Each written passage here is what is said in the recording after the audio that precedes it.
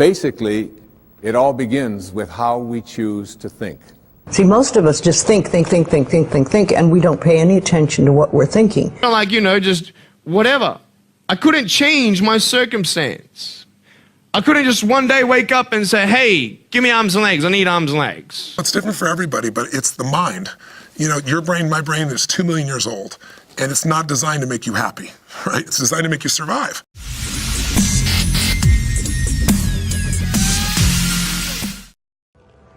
Well, the simple part that most people don't understand is that every thought we think and every word we speak is creating our future. It's as though our thoughts go out into the universe. See, most of us just think, and we don't pay any attention to what we're thinking. We're just doing it. But that's something you need to train yourself to do, to begin to train yourself to be aware of what you're thinking. And one of the ways to do that is to periodically say to yourself, what am I thinking? Would I like this thought to create my life? Would I like to have the experience that this thought could bring to me? Now, it takes a while to do that, but even if we could begin on the smallest level to be aware of our thinking, we can start to make changes. As you think, so shall you be. 7 little words that I think are perhaps the most important things that we can learn and master in our lives. This old proverb notion that I become what I think about all day long. And once you know that what you think about is what expands, you start getting real careful about what you think about. You don't allow your thoughts to be on anything that you don't want or that you wouldn't want to have manifest or show up for you in your life. Every single human being has value, and my value is not determined on how I look or what job I have. And to begin with, that can be so hard for people because they think of all the things that they think are wrong with them. But if you can start your day saying that, it's very powerful. Remember, I'd like to think the universe is listening to everything you say and everything you think and saying, okay, you can get that. So then it starts to bring you in and bring things into you. And I know this sounds far-fetched, but it's amazing how it works. If you do a good general positive statement for yourself, the universe will figure out how to manifest that, how to bring that about in your life. So things could happen that you wouldn't expect at all, but they will happen. If you think of doing your positive affirmations is like planting a seed in the ground. It's not necessarily true at the moment, but it is something you want to have be true. So you put the seed in, and you plant a seed and you expect it to grow. Or you maybe plant 3 seeds just in case. You expect them to grow.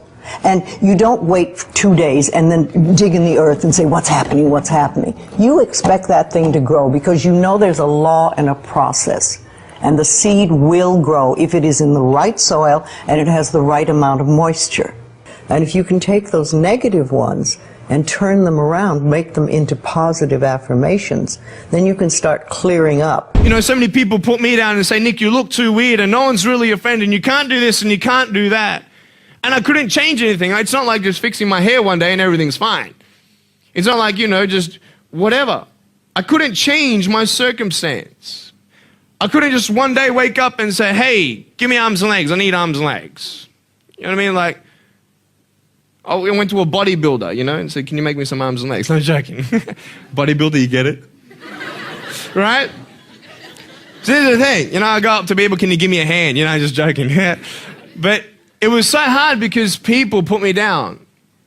And I started believing that I was not good enough. I started believing that I was a failure.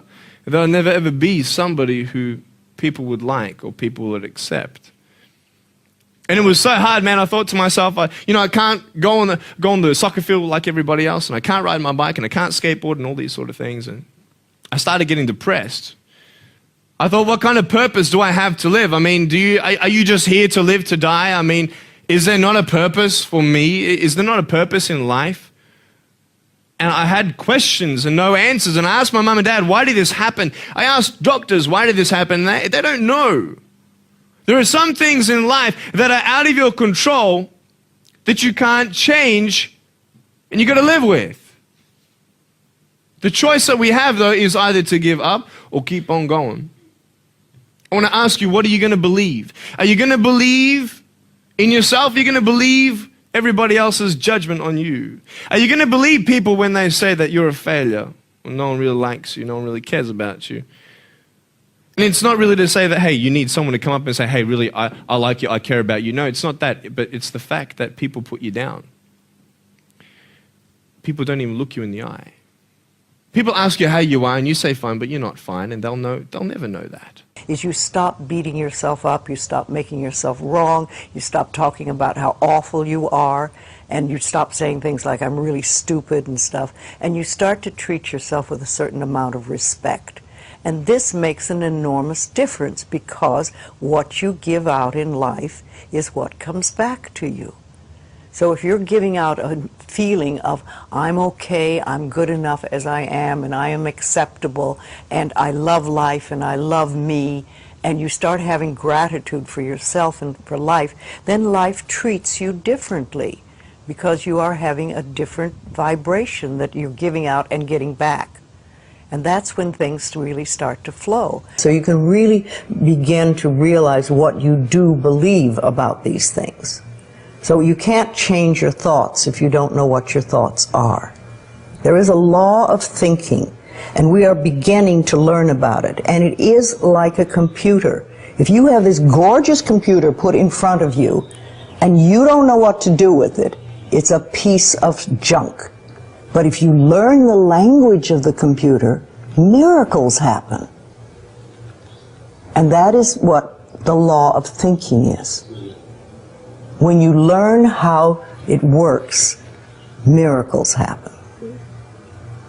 What you think and what you believe, it's what will come true for you. Your thoughts create your life. It's that simple. And when we can get that, we can make enormous changes. When you change the way you look at things, the things you look at change. The universe has a unique way of guiding you if you pay attention to resources. And I became resourceful out of pretty much a necessity. Today, I just hate to see people suffer, and I love to see people lit up. And most people settle for far less than who they are capable of being and who I think they really are in their heart and their soul. And so I bring people strategies and tools to improve their body, their emotions, their relationships, their finances, the areas of life that I think matter most. Let's unpack that a little bit. So, where are you seeing people suffering today? Everywhere. There's all kinds of suffering, right? I don't think most achievers, I perceive you to be an achiever, I certainly am, we would never say we suffer. You know, you get stressed, right? And you get a little frustrated at times. But if I follow the trail of your stress, it'll take me to your deepest fears. And I always believe that life is the dance between what you desire most and what you fear most. That's where people play. And so I like to dig underneath and find that. So you see people suffering, you know, like billionaire clients will call me up and want me to help them with some business aspect. And I kind of see myself as a Trojan horse. I was telling you off camera. I go in there to give people what they say they want, but then I deliver what they really need. And what we all need is a life that's more meaningful, a life that's more fulfilling. Well, what are they saying that they want? Well, they'll say, you know, I want to take this division to another level, or it's an athlete and they're melting down. I got to turn Serena Williams down right now. What am I going to do? Or you also see people suffering over the littlest stuff. I mean, we live in a world where 50% of the planet lives on $2.50 a day, $900 a year. And most people worry about their finances. And I think we want to do well in that area. I've put focus on how to help people in that area. But to suffer is just to miss the beauty of this moment, miss the beauty of your life. And I'm obsessed with, if I can't find ecstasy in this moment here with you, Brian, as weird as that may sound, if I can't enjoy this moment thoroughly, more accolades, more economics, more business, more whatever is not going to make your life any better. But if you can enjoy each moment and you can let go of what the brain does when it starts to make up all these stories that you're stressing yourself out about, then if there's a problem, you'll handle that problem from a different place, as opposed to trying to handle the problem from feeling weak or tired or exhausted or stressed or pissed off or whatever the case may be. Well, it's easier said than done, right? I mean, do you think it's a function of not feeling you've got options, or You've exhausted those options, now you're out of hope. What is it? Well, it's different for everybody, but it's the mind. You know, your brain, my brain is 2 million years old, and it's not designed to make you happy, right? It's designed to make you survive. Happiness is your job. The brain's not going to do that. The brain is always looking for what's wrong and have a fight or a flight for that, right? It's survival.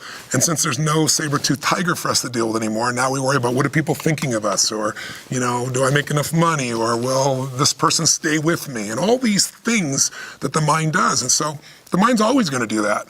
It's learning how to train yourself with a new set of habits to look at it, to be entertained by the mind, and to know that you're more than your mind. You know, I teach people techniques on how to use their body to change the mind. Because you're trying to just manipulate your thoughts, you can kind of find yourself going in circles. We've all rationalized a million things. But I found that when you physiologically, when you focus on the heart, when you breathe in the heart, there's scientific studies that show that when you're really stressed, I could take your EEG and your EKG, the electrical pulses in your brain and your heart, and they look very jagged and they look nothing like each other. If all you do is physically touch your heart and concentrate on your heart and breathe in your heart, and for 2 minutes think of 3 things you're grateful for, simplistic as that sounds, I can show you, I can line you up, and you'll see your EEG and your EKG, first of all, go from jagged to rounded, and then they literally become identical and in sync. And when they're in sync, that's when you're in that flow state. That's when, like, the perfect words come through you, and you're like, where'd that come from? I like that, you know? That's when stress disappears. That's when you come up with that brilliant idea you've been trying to find. You're in the zone. And you're in the zone, but you can put yourself in the zone rather than hoping the zone shows up. And that's why I get the call from the athlete who's burning down and I got to do something now, or, you know, President of the United States calls, I'm going to be impeached in the morning. Clinton tells me, what do I do? And I say, you know, could you call me sooner since it's the morning? But it's made me have to become incredibly resourceful in showing people ways to unlock what's already inside of them. I'm not here to be their guru. I'm not here to teach them to be like me. I'm here to help them unleash or reconnect to the greatest resourcefulness that's in every one of us, and we're all different. Life's too short to feel like crap.